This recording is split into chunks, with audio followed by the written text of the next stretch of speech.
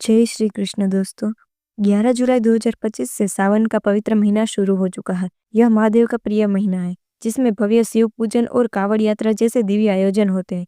मान्यता है कि सावन में प्रभु की उपासना करने से साधक के सभी दुख दर्द दूर हो जाते हैं और तीज त्योहारों पर भोलेनाथ की विशेष कृपा बनी रहती है।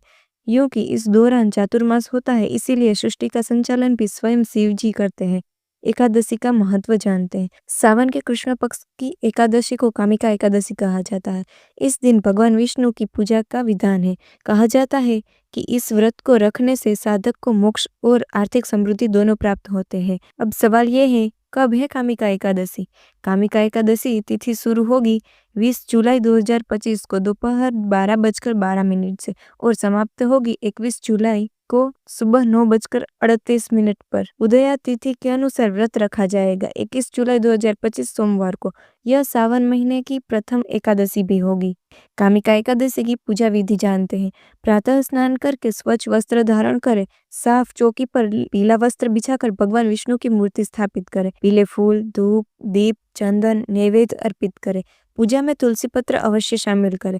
प्रभु के मंत्रों का उच्चारण और विष्णु सहस्त्र नाम का पाठ करें। भगवान विष्णु को केसर या मखाने की खीर का भोग लगाएं। शाम को पुनः आरती करें और फलाहार ग्रहण करें। रात में भजन कीर्तन करते हुए अगले दिन द्वादशी तिथि पर व्रत का पारण करें। कामिका एकादशी का शुभ मुहूर्त सूर्योदय सुबह 5:36 है। सूर्यास्त है शाम 7:18 को। कामिका एकादशी के शुभ मुहूर्त यह है। कामिका एकादशी व्रत कथा। पुराणों में बताया गया है कि प्राचीन काल में भोगीपुर नगर में पुंडरीक नामक राजा राज्य करते थे।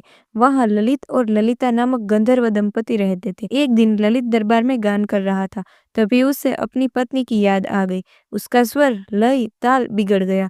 यह देखकर कर्कट नामक नाग ने राजा से शिकायत कर दी। राजा क्रोधित होकर ललित को राक्षस योनि का श्राप दे दिया। ललिता दुखी होकर ऋषि श्रृंगी के आश्रम पहुंची। ऋषि बोले, अब चैत्र शुक्ल एकादशी आने वाली है, जिसका नाम कामदा एकादशी है।